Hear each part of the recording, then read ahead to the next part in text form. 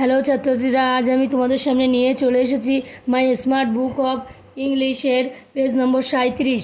দেখো 37-এ কী আছে। একের দাগে fill in the blanks, am, is, are এগুলো কোথায় বসে সেটি শূন্যস্থানে সঠিক জায়গায় বসাতে হবে। দেখো এখানে এর দাগে আছে আই ড্যাশ এ স্টুডেন্ট। আয়ের পরে সাধারণত এম বসে, তাহলে আই অ্যাম এ স্টুডেন্ট। দের পরে আর হয়, they are happy, we are crying, he is a doctor, she is very dutiful. তারপরে উই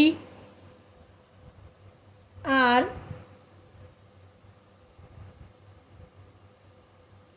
ইন দ্য পার্ক, এভাবে করা আছে। তারপরে দেখো টিক দ্য রাইট ওয়ার্ড, সঠিক শব্দটিতে টিক চিহ্ন দাও। দেখো আই ইজ অ্যাম এ বয়, তাহলে আয়ের পরে আই অ্যাম এ বয়। তারপরে উই আর ফ্রেন্ডস, আমি করে রেখেছি, এগুলো দেখে নেবে ঠিকভাবে। তারপরে দেখো কি আছে, rearrange the letters to form a word, বর্ণগুলি সাজিয়ে শব্দ গঠন করো। দেখো এখানে N R N E S আছে, তাহলে U R N E S, তাহলে এখানে কী হবে, N U R S E, nurse.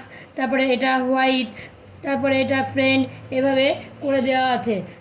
এটি ভালো করে দেখবে।